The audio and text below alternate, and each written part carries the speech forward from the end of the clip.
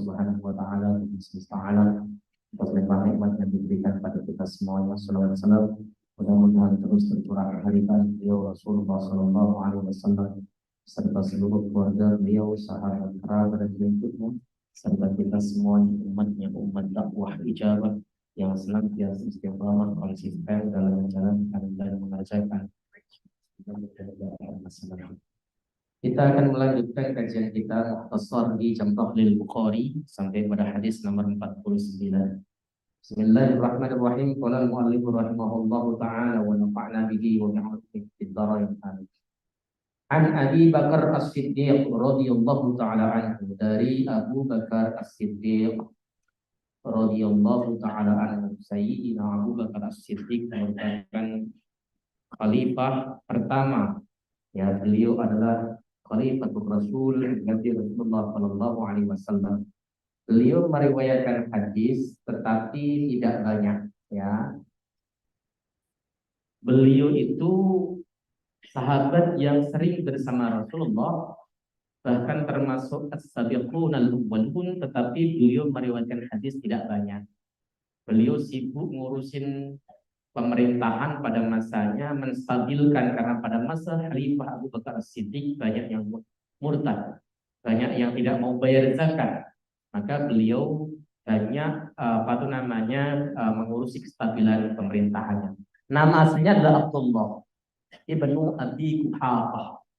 Ya, seorang yang sangat luar biasa keimanannya dan dipuji-puji oleh Rasulullah Sallallahu Alaihi Wasallam. Maka ahlu sunnah wal jamaah menempatkan beliau adalah orang yang paling utama di antara al-khulafa ar-rasyidun. Kalau Syiah kan ada dua. Syiah itu ada yang tidak mengakui sama sekali Sayyidina Abu Bakar, bahkan menganggap Sayyidina Abu Bakar murtad. Di dalam kitab Al-Kafi itu dikatakan irtaddan nas ba'da Nabi sallallahu alaihi wasallam illa thalath. Semua sahabat itu murtad setelah Rasulullah wafat kecuali tiga, Salman, Miqdad, wa Abidar. Mereka bahkan menggelari Sayyidina Abu Bakar sebagai perampok. Itu Syiah yang keras. Tapi ada Syiah yang lunak, namanya Syiah Zaidiyah. Namun Syiah Zaidiyah ini mereka lebih memuliakan Sayyidina Ali dibandingkan Sayyidina Abu Bakar, Sayyidina Umar, dan Sayyidina Utsman. Mereka mengatakan Sayyidina Ali lebih utama dibanding mereka semuanya. Tapi ahlu sunnah wal jamaah proporsional. Mereka mengakui keempat-empatnya sebagai al-khulafa ar-rasyidun dan juga menempatkan mereka keutamaannya berdasarkan dengan keterpilihan mereka jadi khalifah. Yang nomor satu Abu Bakar As-Siddiq, kemudian Umar bin Khattab, Utsman bin Affan, baru Ali bin Abi Thalib. Nah, ini adalah salah satu hadis dari Abu Bakar As-Siddiq. Ya, dari sekian jumlah hadis yang beliau riwayatkan dengan sanad sahih adalah hadis ini. Tapi sayang doa yang diajarkan ini jarang diamalkan. Itu loh yang jadi persoalan. Jarang di antara kita ngamalin apa yang diajarkan oleh Rasulullah Sallallahu Alaihi Wasallam spesial kepada Abu Bakar As-Siddiq. Annahu qala, sesungguhnya beliau berkata, ya, annahu qala li Rasulillah sallallahu alaihi wasallam, sesungguhnya beliau berkata kepada Nabi sallallahu alaihi wasallam, alimni du'aan ad'u bihi fi sholati. Ya Nabi, ajarkan aku suatu doa yang akan aku baca doa itu di dalam sholatku. Nah, Abu Bakar minta secara spesial kepada Nabi, khusus kepada Nabi, supaya diajari suatu doa yang akan beliau baca di dalam sholat beliau. Nah, kalau Nabi Shallallahu Alaihi Wasallam bersabda, "Qul baca Allahumma inni dzalamtu nafsi zulman katsira wa la yaghfiru dzunuba illa anta faghfirli maghfiratan min indik warhamni fa innaka antal ghafurur rahim." Ini doa yang diajarkan Rasulullah khusus kepada Abu Bakar As-Siddiq sebab Abu Bakar minta. Doa yang diajarkan Nabi nggak jauh-jauh dari minta ampun. Karena minta ampun ini kuncinya. Kalau kita diampuni dosa kita, rezeki kita lancar, Pak. Maka istighfar itu jalur rezeki, penarik rezeki. Orang yang rezekinya seret, coba istighfar yang banyak, karena salah satu kerak yang menjadikan kita itu hambat rezekinya adalah dosa. Istighfar dengan sungguh-sungguh. Termasuk dengan adanya kemarau yang panjang, ke hujan-hujan itu salah satu penyebab utamanya ya dosa. Makanya di dalam Kifayatul Akhyar, beliau menukil dalam riwayat Al-Imam Muslim bin Hajjaj dalam Sahih Muslim, Sayyidina Umar bin Khattab itu mintanya hujan cukup istighfar terus-terusan. Astagfirullahaladzim, astagfirullahaladzim, astagfirullahaladzim, dan sebagainya. Sampai kemudian sahabat protes, wahai Amirul Mukminin, kenapa kau tidak pernah berdoa minta hujan? Kata Sayyidina Umar, aku telah berdoa minta hujan dengan istighfar, dengan majamih as-sama, yaitu istighfar. Kenapa? Karena istighfar itu luar biasa. Hanya saja kalau kita belum berdoa, minta duit banyak, rezeki banyak, kerjaan yang lancar, itu belum puas kayaknya. Kalau hanya cukup istighfar saja belum puas kayaknya. Salat duha, kalau antum baca kitab namanya Al-Adab Al-Mufrad, itu diterangkan doanya salat duha itu istighfar, minta ampun kepada Allah Subhanahu wa taala. Bukan Allahumma inni gimana? Allahumma inna duha'uka wal baha'aka. Bukan itu. Itu doa yang diciptakan atau dikarang para ulama. Tapi doa dari Nabi Shallallahu Alaihi Wasallam itu minta ampun, baca istighfar. Nah, ketika Nabi Shallallahu Alaihi Wasallam membaca istighfar, mengajarkan doa kepada Sayyiduna Abu Bakar, yang diajarkan adalah minta ampun, pengakuan dulu. Allahumma, duhai Allah, ini dolamtu nafsi, sesungguhnya aku itu dolim kepada diriku sendiri. Ya, karena perbuatan dosa itu dolim kepada diri kita sendiri, tidak dolim kepada Allah. Kita nggak mau sholat itu dolim kepada diri kita sendiri. Kita korupsi itu dolim kepada diri kita sendiri. Kita berbuat kemungkaran yang lain itu dolim kepada diri sendiri. Wa ma zalamuna walakin kanu anfusahum yadzlimun. Kalian tidak sedang mendolimi aku, kata Allah, tapi kalian sedang mendolimi diri kalian sendiri. Kenapa? Kalau kita berbuat dosa, berbuat maksiat, lalu kita dimasukkan ke dalam neraka, yang rugi ya diri kita sendiri. Kalau kita berbuat dosa, berbuat maksiat, lalu Allah tahan hujannya, kita kekeringan, kita kehabisan air, yang rugi juga diri kita sendiri. Kalau kita berbuat zalim, berbuat maksiat, ya, kalau Allah Subhanahu wa taala turunkan azabnya, dihancurkan kita dengan gempa, dengan angin taufan, dengan banjir dan sebagainya, yang rugi juga diri kita sendiri. Maka maksiat yang dikerjakan oleh anak Adam manusia yang zalim atau yang rugi adalah diri mereka sendiri. Ini dicamkan. Maka pengakuan dosa, Allahumma inni zalamtu nafsi, duhai Tuhanku, sesungguhnya aku itu zalim pada diriku sendiri. Ya. Zulman katsira, dengan kezaliman yang banyak. Di dalam riwayat lain, zulman kabira, dengan dosa besar. Itu. Kita bisa menggunakan dua teks ini. Kadang-kadang kita kajian masjid. Allahumma inni zalamtu nafsi zulman katsira wa kabira. Boleh. Ya Allah, dosaku itu banyak ya Allah.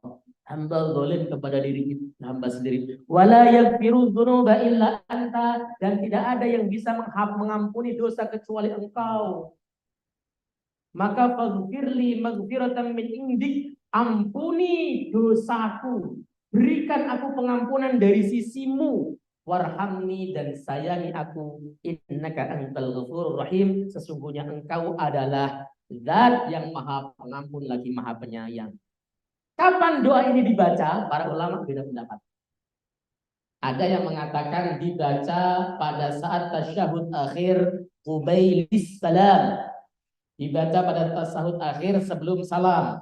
Mungkin berbarengan dengan Allahumma inni a'udzubika min adzabi jahannama wa min adzabil qabr wa min fitnatil mahya wal mamat wa min syarri fitnatil masiihid dajjal. Allahumma a'inna ala dzikrika wa syukrika wa husni ibadatik. Kemudian baca doa ini. Allahumma inni zalamtu nafsi zulman katsira wa la yaghfiru dzunuba illa anta faghfirli maghfiratan min indik warhamni fa innaka antal ghafurur rahim. Jadi pas Qubailis salam ini waktu yang istijab untuk berdoa. Waktu yang sangat mustajab. Makanya para ulama di zaman dahulu, Qubailis salam ini betul-betul dimanfaatkan untuk mengaturkan pintanya kepada Allah Subhanahu wa Ta'ala. Kita kan kadang-kadang buru-buru bahkan nggak sempat berdoa. Ya, doa yang banyak apa saja, termasuk Rabbana atina boleh. Rabbana atina fid dunya hasanah wa fil akhirati hasanah wa qina adzabannar. Silakan. Qubailis salam. Panjatkan doa. Tapi kalau imamnya sudah salam ya jangan doa mulu sampai 5 menit baru kemudian salam. Itu bisa inqita'ul jamaah, terputus jamaah nanti. Ketika imamnya salam ya ikut salam. Itu pendapat pertama. Dibaca pada saat qabla salam atau qubailis salam. Yang kedua dibaca pada saat sujud. Karena pada saat sujud pun kita diperintahkan untuk berdoa. Di dalam hadis sahih Muslim Rasulullah sallallahu alaihi wasallam bersabda, "Aqrabu ma yakunul 'abdu bir rabbi fa huwa sajidun fa akthiru minallahi du'a." Keadaan yang paling dekat seseorang ya kepada Tuhannya adalah pada saat dia sujud, maka perbanyaklah doa kepada Allah Subhanahu wa taala. Jadi pada saat kita sujud kepada Allah itu posisi terdekat kita, perbanyak doa. Doa apa saja? Doa yang ada di dalam Al-Quran itu terutama, dan yang kedua doa yang ada di dalam hadis. Baca Rabbana zalamna anfusana wa illam taghfir lana wa tarhamna lanakunanna minal khasirin. Boleh. Baca apa namanya? Allahumma a'inni 'ala dzikrika wa syukrika wa husni ibadatik. Boleh. Baca apa itu namanya? Rabbana zalamna atau Rabbana atina fid dunya hasanah. Boleh, silahkan perbanyak doa kepada Allah SWT. Pada sujud kapan? Setiap sujud. Nggak mesti harus ditahsis atau ditakyin pada sujud terakhir. Pada setiap sujud perpanjang. Misalnya nih, kan kita jamaah, karena jamaah nggak mungkin kita nanti terlambat dengan imam banyak. Ya, sujud pertama baca Rabbana atina fid dunya, sujud kedua baca Allahumma a'inna, sujud ketiga baca Allahumma inni zalamtu nafsi dzulman katsira. Silakan. Tapi itu adalah tempat mustajab kita berdoa kepada Allah Subhanahu wa taala. Nah, doa ini sekali lagi saudara itu jarang kita praktekkan. Padahal hadis ini kualifikasinya sahih dan doa ini khusus diajarkan Rasulullah kepada Abu Bakar As-Siddiq, sahabat yang terkenal imannya paling kuat. Sahabat yang kemudian disebut Khalifatul Rasul. Gak ada orang yang mulia setelah Rasul wafat yang melebihi kemuliaan Abu Bakar As-Siddiq. Sahabat yang ketika Rasulullah SAW berhijrah di Madinah, ke Madinah, beliau menyertainya dan membawa seluruh hartanya. Yang ketika ditanya oleh Nabi SAW, apa yang kamu tinggalkan untuk mereka, untuk keluargamu ya Abu Bakar, ya Abu Bakar? Abu Bakar menjawab, Allah dan Rasulnya yang aku tinggalkan untuk mereka. Sahabat yang kemudian pada saat di Gua Sur, beliau tetap menjaga Nabi SAW. Sahabat yang tidak pernah absen perang bersama Nabi Sallallahu Alaihi Wasallam. Sayyidina Abu Bakar tidak pernah absen untuk perang bersama Nabi Sallallahu Alaihi Wasallam. Kalau Sayyidina Utsman itu pernah absen pada saat perang Badar, beliau absen. Perang Uhud juga beliau absen karena kebetulan istri beliau itu sakit keras ya. Kemudian setelah perang itu kan wafat istrinya. Dan istrinya adalah putri Nabi Sallallahu Alaihi Wasallam. Oke, itu hadis yang pertama yang kita bahas. Hadis yang kedua, An Ibnu Abbasin radhiyallahu taala anhu, dari Abdullah bin Abbas, semoga Allah ridha kepada beliau berdua. Artinya Allah ridha kepada Abdullah dan kepada Abbas, gitu. Jadi kalau sahabat itu anak dan bapaknya sudah Islam, itu radhiyallahu taala anhu membacanya. Tapi kalau anaknya saja yang Islam, bapaknya belum, radhiyallahu taala anhu. Seperti Umar bin Khattab radhiyallahu taala anhu. Kenapa? Khattab itu belum pernah masuk Islam karena beliau wafat sebelum Rasulullah diutus. Utsman bin Affan radhiyallahu taala anhu. Kenapa? Karena Utsman itu masuk Islam sementara Affan itu masih belum Islam, wafat sebelum Rasulullah bisa. Tapi kalau sahabat kok bapaknya sudah masuk Islam, maka disebut dengan radhiyallahu taala anhu, seperti Abdullah ibnu Umar radhiyallahu taala anhuma, Abdullah ibnu Mas'ud radhiyallahu taala anhuma. Nah, seperti itu. Jadi jangan kaget ya, yang kita doakan semoga diridhoi Allah bukan anaknya saja tapi bapaknya juga kita doakan supaya dia diridhoi oleh Allah Subhanahu wa taala, begitu.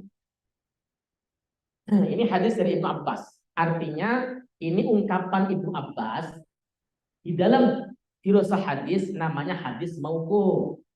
Hanya saja Ibnu Abbas itu menyaksikan apa yang dilakukan Nabi. Makanya hadis ini hukumnya marfu. Ya, hukum marfu itu karena mengisahkan perbuatan Nabi. Apa bunyi hadisnya? Anna raf'as sauti bi dzikri hina yang sarifun nasi minal hina yang sarifun nasu minal maktubati kana ala ahdi Rasulullah sallallahu alaihi wasallam. Mengeraskan suara dengan zikir pada saat orang-orang bubaran dari sholat wajib itu pernah terjadi di masa Nabi sallallahu alaihi wasallam. Zikir keras, jahar, selesai sholat fardu itu pernah ada di zaman Nabi sallallahu alaihi wasallam. Maka ketika antum berkunjung di suatu masjid, lalu kemudian masjid tersebut ada zikir keras, jangan buru-buru diingkari dulu. Kalau Anda tidak tahu situasi dari masjid tersebut. Antum boleh cek sarah-sarah hadisnya, boleh cek juga perkataan penjelasan Al-Imam Asy-Syafi'i dalam kitab Al-Um. Beliau mengatakan, kok kenapa di zaman Nabi pernah mengeraskan suara dengan zikir tersebut pernah terjadi? Lita'limin nas, kata Imam Syafi'i, untuk mengajari orang berzikir. Supaya orang tahu zikirnya bagaimana, urutannya bagaimana. Maka di masa-masa awal orang itu ngerti sholat selesai atau tidak itu dengan bacaan zikir jahar selesai sholat yang dipandu oleh Nabi Shallallahu Alaihi Wasallam. Saya bacakan di dalam syarahnya. Karena ala ahdi Rasulullah Shallallahu Alaihi Wasallam ay ala zamani Rasulullah, artinya terjadi pada masa zaman Nabi. Artinya ini adalah pada masa-masa awal sahabat masih belum begitu paham tentang Islam secara komprehensif. Wa fi riwayatin ala ahdin Nabi, dalam riwayat lain pada masa Nabi. Wa hadzal hadis yadullu ala anna sahabata jaharu bi dzikri ba'da salati. Hadis ini menunjukkan sesungguhnya sahabat itu jahar zikirnya selesai sholat. Lakin fi ba'dil awqat, tapi ini terjadi di sebagian waktu sholat, tidak semuanya. Li ajli ta'limin nas, untuk mengajar sahabat Nabi supaya ia tahu urutan zikirnya yang dibaca apa pada saat selesai sholat. Ya. Li ajli ta'limin nasi sifat dzikri, arahnya tujuannya mengajarkan sahabat bagaimana tata cara zikir. La annahum dawamu ala jahri bihi. Mereka tidak mendawamkan terus-menerus zikir keras pada saat mereka sholat. Jadi tujuannya hanya sekedar untuk taklim, mengajari para sahabat. Fal imamu wal makmumu yang bagi lahuma al-an ikhfa'u dzikri illa idahtija lit ta'limi. Imam dan makmum saat ini seyogyanya, al-andu saat ini seyogyanya dikirnya itu menyamarkan dikirnya, memelankan dikirnya, tidak keras-keras dikirnya, ya. Illa idah tijalit ta'limi, kecuali memang butuh pengajaran makmumnya. Maka saya tadi katakan, kalau ada masjid yang masih dikir keras, jangan diingkari dulu. Siapa tahu itu makmumnya masih orang-orang awam yang kalau tidak dipimpin zikir mereka bubar, mereka nggak bisa zikir sendiri, mereka malah ngobrol, malah main handphone, malah ngobrolin politik misalnya. Siapa tahu begitu. Tapi ngomong, kalau seandainya gitu, jangan dawam. Saya pernah ngaji begini, ya. Di kalangan yang suka zikir terus begitu. Saya sadari di dalam kitab Fathul Mu'in sekalipun kitab standarnya Madzhab Syafi'i itu dikatakan bahwa yang paling afdol adalah zikrusir, zikir pelan bagi imam makmum kecuali dalam rangka mengajar jamaah. Kalau itu boleh keras. Jangan Anda ingkari, nggak ada hadisnya. Berarti Anda tidak pernah baca Sahih Bukhari dan tidak pernah baca Sahih Muslim. Karena itu memang ada di dua Sahih tersebut. Ada hadisnya, ada redaksinya, pernah terjadi di masa Nabi. Tapi tujuannya adalah litaklimin nas, untuk mengajar sahabat-sahabat lain supaya bisa zikir sebagaimana yang Rasulullah Shallallahu Alaihi Wasallam lakukan. Ini seperti itu. Makanya suatu saat ketika antum nanti jadi kiai, siapa tahu masa tua tiba-tiba pindah ke suatu daerah yang situ orang awam semua, antum jadi kiai. Jangan kemudian mari saudara kita pikir pelan-pelan. Dan mereka belum pernah belajar ya, ngah-ngoh. Ya, makanya diajari. Tapi ketika mereka sudah pandai, nah diam. Dan itu diajarkan sekali-kali. Kemudian kalau masih belum bisa, ajari lagi caranya begitu. Itu ada di dalam hadis Sahih Bukhari dan Sahih Muslim. Dulu siapa tahu namanya manusia nasibnya gak ada yang tahu kok. Kiai kan ada kiai nasib, ada kiai nasib, ada kiai nasab, sama kiai nasab musuh. Ya kiai nasib itu memang kiai pinter, kiai nasibnya jadi kiai. Antum paling pinter bacaannya di situ paling bagus. Padahal kalau seandainya di lingkungan sekarang, antum ya masih level-levelnya ya ranking 20 dari 30 orang penduduknya misalnya. Tapi begitu pindah, antum paling pintar di situ. Maka antum dianggap kiai, itu namanya kiai nasib. Nasibnya bagus jadi kiai. Ada yang kiai nasab. Kiai nasab itu memang nasabnya kiai, bapaknya kiai, mbahnya kiai. Maka meskipun dia bodoh pasti panggil Pak Kiai. Kenapa? Karena mbah-mbahnya kiai. Ada yang kiai nasab. Kiai nasab itu kiai yang ditegakkan oleh Allah, diangkat oleh Allah karena ilmunya. Bapaknya bukan kiai tapi dia alim, diangkat jadi kiai dan sebagainya. Lah, kiai nasab nusuk ini yang ke sono mau, ke situ mau, ke partai A mau, ke partai B mau, namanya nasab nusuk. Ya. Nah, makanya kan siapa tuh antum termasuk kiai nasab dan kiai nasib begitu kan. Nasabnya bagus, nasibnya juga bagus. Nah, itu cara bimbing makmum, ada caranya. Ya, supaya tidak salah. Nah, kalau di sini diterangkan banyak sekali ya zikir-zikir yang masyhur dari Nabi Shallallahu Alaihi Wasallam. Selesai sholat maghrib begini, selesai sholat subuh begini, selesai sholat isya begini, itu nggak akan saya bahas di majelis ini. Yang penting intinya adalah zikir keras dalam rangka ngajar makmum itu boleh, tapi jangan mudawamah terus-terusan. Kadang keras, kadang enggak, kadang keras, kadang enggak. Begitu tujuannya. Dan nggak usah kemudian galak-galak kita ketika melihat sesuatu hal yang berbeda dengan yang kita lakukan, lalu otomatis kita ngomong nggak ada hadisnya, padahal belum meneliti semua kitab hadis. Yang paling bagus sebenarnya saya belum tahu hadisnya. Itu lebih selamat loh, belum tahu kok. Tapi kalau nggak ada, seakan-akan kutubus sittah sudah Anda lalap semuanya. Padahal ada hadisnya. Saya sering ngomong, ada hadisnya, tapi biasanya salah digunakan.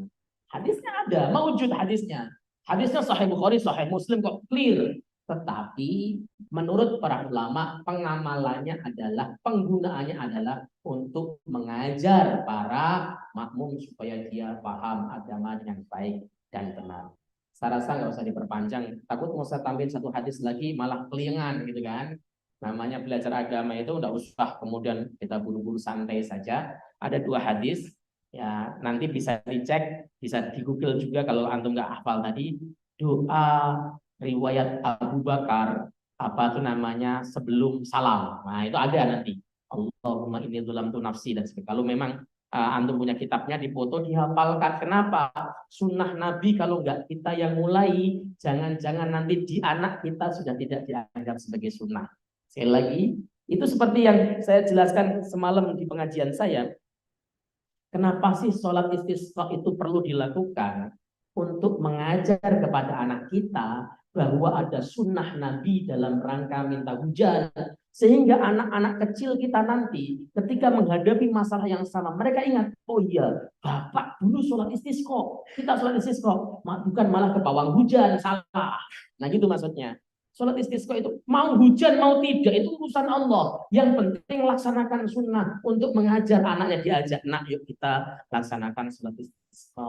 Kenapa? Supaya Allah berikan hujan. Suatu hari itu kan jadi pelajaran. Kalau ini tidak dijalankan, anaknya besok ada seperti ini, dia nggak bisa. Kenapa? Prakteknya gimana? Bapak nggak pernah ngajarin. Akhirnya kemudian nggak pernah dilakukan. Lenyaplah sunnah di muka bumi ini, saudara. Saya rasa begitu ya. Mudah-mudahan manfaat, kita semuanya menjadi pengamal sunnah Nabi Sallallahu Alaihi Wasallam, ya, dan kita ya apa tuh namanya mendapat keberkahan ilmu, keberkahan rezeki dan sebagainya. Amin ya rabbal alamin. Kita tutup dengan majelis. Subhanakallah wa bihamdika asyhadu an la ilaha illa anta astaghfiruka wa atubu ilaik. Assalamualaikum warahmatullahi wabarakatuh. Waalaikumsalam warahmatullahi wabarakatuh.